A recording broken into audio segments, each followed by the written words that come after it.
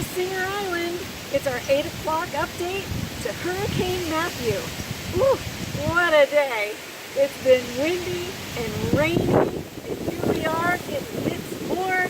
We have the eye that's over West End, which is 55 miles due east of our location, but we're still getting the effects. It's been a